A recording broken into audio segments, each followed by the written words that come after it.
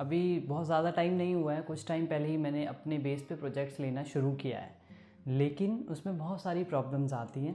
इस वीडियो में मैं यही शेयर करने वाला हूँ कि जो मेरे साथ प्रॉब्लम्स आई हैं उनको मैंने कैसे ओवरकम किया है और आपके साथ भी कौन कौन सी प्रॉब्लम्स आ सकती हैं जिसको आप कुछ इस सिमिलर तरीक़ों से ओवरकम कर सकते हैं अगर आप इंटीरियर डिज़ाइन का बिज़नेस करना चाहते हो तो। नंबर 1 प्रॉब्लम जो सबसे बड़ी फेस करी है मैंने इंटीरियर डिज़ाइन के छोटे से बिज़नेस में अपने, वो है फ्री प्रोजेक्ट्स करना। शुरू में जब मैं सीख रहा था interior designing, because I am a self learned interior designer, मेरे हाथ में कोई बहुत बड़ी डिग्री सी नहीं है जिसके बेस पे मैं बोल रहा हूँ ये वो, लेकिन जब आप सीखते हो तो आपको फ्री के प्रोजेक्ट्स काफ़ी काम आते हैं क्योंकि उसमें आपको ज़ीरो रिस्पॉन्सिबिलिटी लेनी पड़ती है। आपको सामने वाले को पसंद आए तो सही, नहीं आए तो सही, आप साइट पे जाओगे तो आप कुछ ना कुछ सीख के ही आओगे और मैं इससे काफ़ी कुछ सीखा भी हूँ। लेकिन अगर आप बिज़नेस पॉइंट ऑफ व्यू से इसे देखो तो वहाँ पे बहुत बड़ी प्रॉब्लम है ये, क्योंकि जिसका प्रोजेक्ट आपने फ्री में किया है वहाँ से देख के अगर कोई और क्लाइंट आपके पास आया है तो दे एक्सपेक्ट यू या तो बहुत कम चार्जेस या फिर फ्री का। और आप अगर बिज़नेस कर रहे हो तो ऐसे में आप उसे फ्री का कैसे करके दे सकते हो, आपको अपना भी तो खर्चा निकालना है। और ऐसे में होता क्या है, एक तो वो क्लाइंट जाएगा और ऊपर से आपकी इमेज ख़राब होगी कि ये तो बहुत ज़्यादा फ्लक्चुएट करते हैं अपने प्राइसेस। तो अगर आप बिज़नेस करना चाहते हो ना, फ्री के प्रोजेक्ट से दूर रहो। हाँ, शुरू में जब आप कर रहे हो तो अपने कम चार्जेस रख सकते हो, थोड़ा सा उसके बाद ज़्यादा धीरे धीरे करते जाओ, लेकिन आप फ्री के प्रोजेक्ट्स मत करो। नंबर 2 प्रॉब्लम आती है, आप डिज़ाइन में तो अच्छे होते हो, एज अ इंटीरियर डिज़ाइनर आपको यही लगेगा ना कि मैं अच्छा डिज़ाइन करता हूँ, दैट मीन्स मेरे पास क्लाइंट आएंगे और मैं अच्छा बिजनेस रन कर सकता हूँ। लेकिन ये रियलिटी नहीं है। बहुत अच्छे अच्छे इंटीरियर डिज़ाइनर्स बैठे हैं मार्केट में, उनके पास क्लाइंट नहीं है, और जो ठीक ठाक डिज़ाइनर्स हैं उनके पास बहुत क्लाइंट है। ऐसा भी होता है। ऐसा क्यों है? मार्केटिंग को जानो। मार्केटिंग मतलब आप अपने काम को कैसे प्रेजेंट करते हो, कैसे क्लाइंट तक आपका काम दिखाई देता है। आप घर पे बैठे बैठे कुछ भी बनाते रहो और किसी और को पता ही नहीं तो वो बिकेगा कैसे। लेकिन अगर आप अपने छोटी सी चीज़ को भी मार्केट करते हो, लोगों को पता चलता है कि अच्छा ये लोग ये कर रहे हैं, तभी चांसेस हैं आपके पास क्लाइंट आएंगे। ये यूट्यूब जो है ये भी एक मार्केटिंग का तरीका है मेरे लिए। मैं बहुत सारे लोगों को बहुत कुछ सिखाता तो हूँ, लेकिन उसके साथ ही मेरे पास भी क्लाइंट्स आते हैं वहाँ से कि हमारे घर में ये करना है, वहाँ से मुझे भी इनकम होती है। एक तरीका है ये मार्केटिंग करने का सोशल मीडिया पे। ऐसे ही बहुत सारे अलग अलग तरीके हैं जहाँ से आप नए क्लाइंट्स अपने लिए क्रिएट कर सकते हो। अगर आप बिज़नेस करना चाहते हो ना, तो सबसे ज़्यादा आपका दिमाग एक्चुअल में होना चाहिए टीम बिल्डिंग पे, कि आप कैसे एक ऐसी टीम बिल्ड करो जो आपको आउटपुट वो दे सके जो आपके क्लाइंट को चाहिए, वो नहीं जो आपको चाहिए। जो आपके क्लाइंट को आउटपुट चाहिए वो अगर आपकी टीम बना के दे सकती है तो काइंड ऑफ आप तो साइड में हो जाते हो, आपकी टीम ही सब कुछ संभाल सकती है। अगर आप एक ऐसी टीम बिल्ड कर पाओ तो ऐसे लोगों को ढूंढ सको जो आपकी टीम में ऐसे परफेक्टली फिट हो सके। एंड अनदर थिंग इज़, अगर आप अपने क्लाइंट को समझ नहीं पाते, मतलब आपके पास कोई क्लाइंट आया और आपको पता चल गया इतनी सी बात कि वो कैसा डिज़ाइन आपसे चाहता है, वो नहीं जो आप उसे देना चाहते हो, वो आपसे कैसा डिज़ाइन चाहता है, अगर आप ये समझ जाते हो तो पहला डिज़ाइन बनाते ही उसको पसंद आ सकता है मोस्ट प्रोबेबली।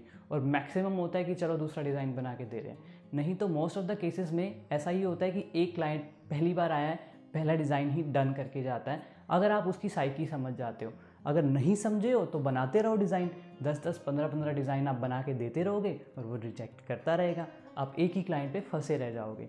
तो अगर आप साइकी समझ जाते हो उसकी, पेपर पेन लेके लिख लो कि वो क्या चाहता है आपसे, क्वेश्चंस पूछो ऐसे ऐसे जो वो मजबूर हो जाए बताने में कि अच्छा मेरे को ये अच्छा लगता है, ये अच्छा लगता है। ऐसे कर करके अगर आप पूछ लेते हो तो पहला डिज़ाइन ही डन हो जाएगा आपका। कभी कभी ऐसा होता है क्लाइंट चाहता है कि मेरे को ना ये 1 महीने में डन चाहिए, और आपको एक्चुअल में पता है कि ये 1 महीने का काम नहीं है, लेकिन फिर भी आप उसका मन रखने के लिए बोल देते हो कि क्लाइंट तो डन हो जाए, अगर मैंने नहीं बोला 1 महीने में होएगा तो ये क्लाइंट चला जाएगा।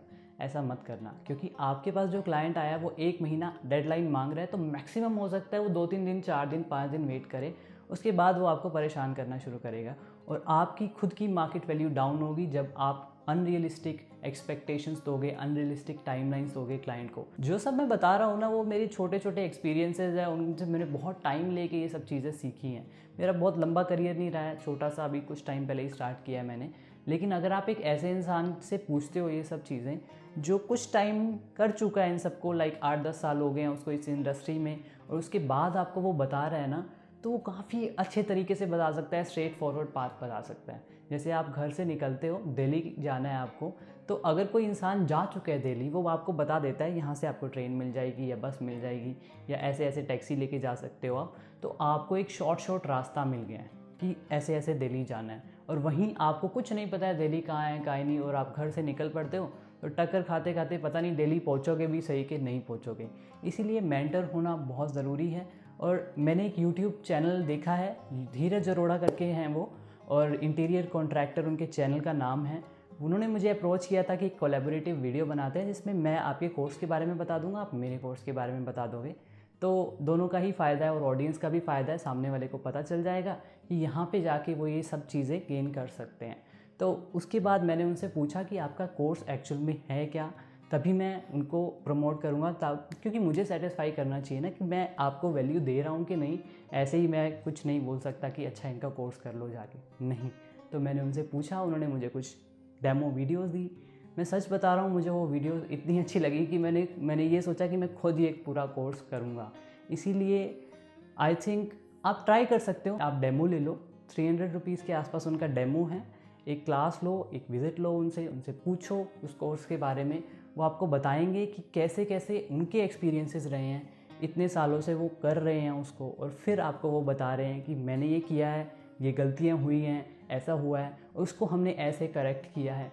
शॉर्ट रास्ता बता सकते हैं वो आपको इंटीरियर डिज़ाइनिंग के बिज़नेस को शुरू करने का और एक उसे प्रॉफिट में लेके जाने का। इनफैक्ट बहुत बार ऐसा होता है कि आप कॉन्ट्रैक्ट ले लेते हो किसी क्लाइंट से ही, अच्छा इतने में ये डन हो जाएगा, और उनसे तो बात हो गई, अब उनसे ज़्यादा आप पैसे ले नहीं सकते। और जब आप सोचते हो कि मेरा प्रॉफिट हो जाएगा, इंस्टेड लास्ट में होता क्या है, उससे ज़्यादा का आपका खर्चा हो गया, प्रॉफिट की जगह लॉस हो गया।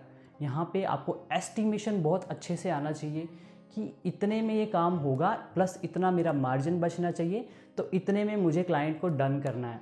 ये नहीं कि आपने गलती से 5 लाख में मान लो डन कर लिया और आपने सोचा कि चलो 10% मैं बचा लूँगा, यानी 50,000 मेरे बच जाएंगे, 4.5 लाख में ही काम हो जाएगा, और बाद में जब काम हुआ तो पता चला 5.5 लाख लग गए, इनफैक्ट आपको लॉस हो गया। ये सब चीज़ों से बचने के लिए आपको एक मेंटर चाहिए आई थिंक। और मैंने पर्सनली अप्रोच किया धीरज अरोड़ा जी से, वो मुझे कुछ ना कुछ गाइडलाइंस देते रहेंगे। ऑफकोर्स डिस्क्रिप्शन में मैं उनके कोर्स का लिंक दे दूंगा, उनका चैनल इंटीरियर कॉन्ट्रैक्टर नाम से। And to be very honest, मैं सिर्फ इसलिए नहीं बोल रहा हूँ क्योंकि मुझे ये कोलैबोरेटिव वीडियो करना था, मुझे सच में उनका कोर्स काफ़ी वैल्यूएबल लगा है। इनफैक्ट उनकी खुद की टिप्स जो है, मैंने अपने जो छोटा सा मेरा बिजनेस है, मैं बहुत ज़्यादा प्रोजेक्ट्स नहीं लेता हूँ, आई टेक लिमिटेड प्रोजेक्ट्स, उसमें मैंने अप्लाई करने की जब कोशिश करी है तो काफ़ी ज़्यादा वैल्यू बाहर आई है, and I am thankful to him for that. So I hope to see you in the next video. Till then, bye bye, take care, thank you.